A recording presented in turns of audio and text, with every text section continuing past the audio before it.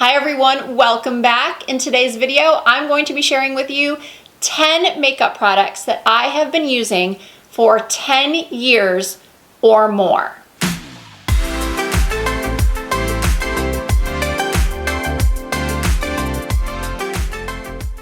Every single item I'm going to show you are things that I have repurchased multiple times. Even if I don't use them every single day, I feel like I absolutely have to have them in my collection. Simply put, these are workhorse products for me. I know I can always count on them to get the result that I'm looking for.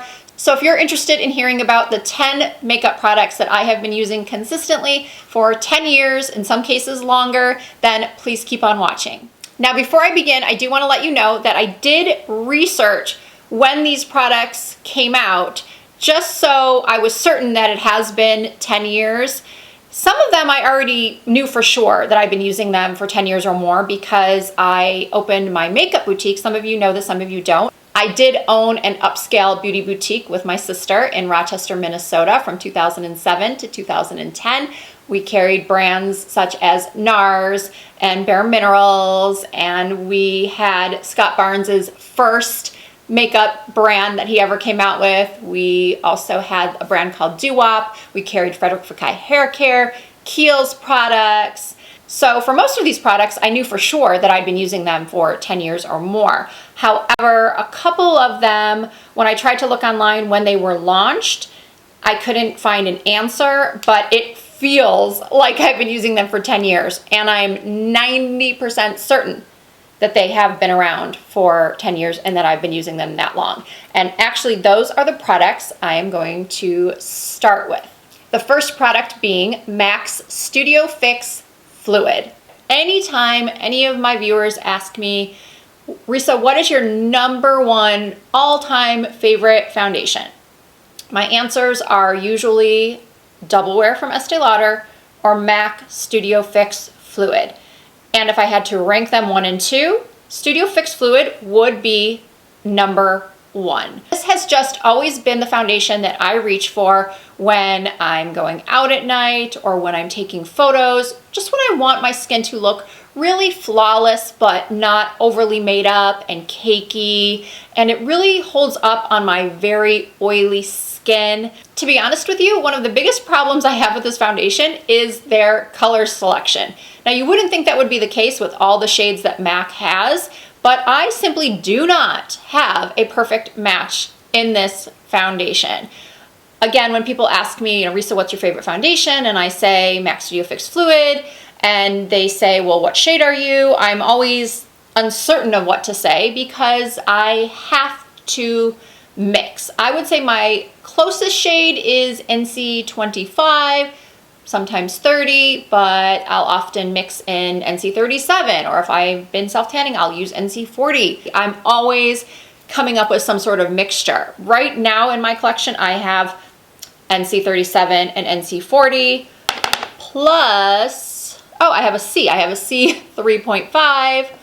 This one is an NC20.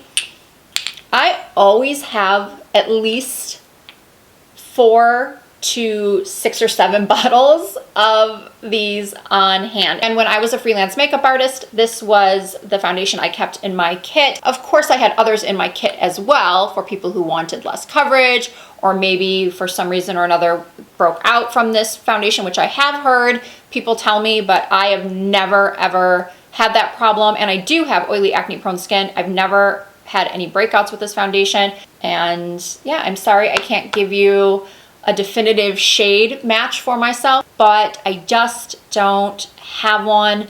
And I know it stinks to have to buy 2 foundations, but let me tell you, getting the perfect match in any foundation, whether it's this one or any other, is sometimes not that easy to do. Even when there's 50 shades in a range, sometimes you have to get your little metal mixing tray out that I always recommend and customize your shade. All right, I feel like I spoke for a long time about that foundation, and I'm trying to keep this video on the shorter side. So next up, speaking of having a lot of something, I counted 1, 2, 3, 4, 5 MAC blot powders in my possession right now. What the heck? I didn't even know I had that many. Let's see if they all have puffs. That's always the issue. Somehow I lose the puffs. Why? Why am I losing the puffs all the time? Oh, here's one. Okay, so this one's gonna go back in my purse. What about this one? Nope, no puff. All right, so 3 no puff, 2 with a puff. All right, as you can tell, this is my favorite touch-up powder of all time. I use the shade Medium Dark. Now I know what you're thinking. Medium dark? Risa, you do not look like you have medium dark skin. This powder runs super light. I remember the first time I purchased this, and I purchased a light shade, and I looked like a ghost. So I eventually got wise and purchased the medium dark, and it is perfect for me. I absolutely have to have one of these in my purse at all times. It takes away the shine, it never gets cakey, it doesn't remove my makeup, it doesn't have flashback in photography as long as you're using the appropriate shade and not going too light. I absolutely love this powder. So the final 2 MAC products that I have been using forever are the lip liners in Spice and Stripdown. If I, God forbid, had to get rid of all of my makeup or most of my makeup and was only able to keep 1 or 2 items from each product category, it would be difficult because I really do like my Charlotte Tilbury lip liners, but these have been just go-tos of mine for so long. Any color I put on my lips, one of these will work. Whether it's a nude, which I often pair with Stripdown, or a more berry or pink, which I will pair with Spice. I mean, I feel like I just can't go wrong with these. If I'm wearing a more berry color, I can apply Spice with a heavier hand. I'm wearing Spice right now with this pink shade. And as you can see, well, hopefully you can see, I went pretty light with it. It gives my lips definition, but it's not ultra dark. You can just use a lighter hand. And I do like that they are pencils that you can sharpen versus mechanical pencils, because I feel like oftentimes with mechanical pencils, you can break them off or the whole thing sometimes comes out of the pencil. So I really like everything about these pencils. I hope they never change them to mechanical pencils. I know they've been changing some of their eyebrow pencils and I think their eyeliner pencils, but MAC, please don't change the lip pencils. So my next 2 items are from NARS. The first one is the Orgasm blush. I just have this mini here to show you because my full size is so old and the packaging is just too embarrassing to show. So I'm showing you this little mini I got. I don't even know where I got this, but NARS Orgasm, people either love it or hate it. Some people think it's too shimmery. I think it gives a beautiful glow. To me, it's just the perfect peachy pink. It's my go-to mindless, meaning I know that whatever makeup look I'm wearing, I can put this on and it will go with it. And I'm just forever a fan of NARS Orgasm. And also from NARS, I remember when this came out, when I had my store. It is the Pro Prime Eyeshadow Base. I've worked in makeup for 25 plus years now. And when I started out, there was no such thing as an eyeshadow base. And having such oily skin and oily lids, that was not a good time for me. I would have to go into the bathroom at lunchtime and pretty much redo my eyeshadow when I was working at makeup counters because it just looked so bad. It would fade, there'd be a pool of oil. So when eyeshadow primers came on the market, I was so excited. And because we carried NARS at my store, of course I was able to get it, at a discount. I mean, I still had to pay for it through the business, but you know what I'm trying to say. I loved that this came out and that I never had to be without an amazing eyeshadow primer. Of course, there are others that I love. I try to find, more affordable options for my viewers that maybe this product isn't in their price range. So there are other good primers out there, don't get me wrong, but this just has a place in my heart for being the first eyeshadow primer I pretty much ever used and just fell in love with. And now it comes in multiple shades. I actually don't have the original one anymore, which is just white and goes on clear. I've been purchasing the medium, which has a little bit of a tint to it, which can work also as an eyeshadow and to neutralize the skin on the lid. So I love, love, love this primer, the Orgasm blush.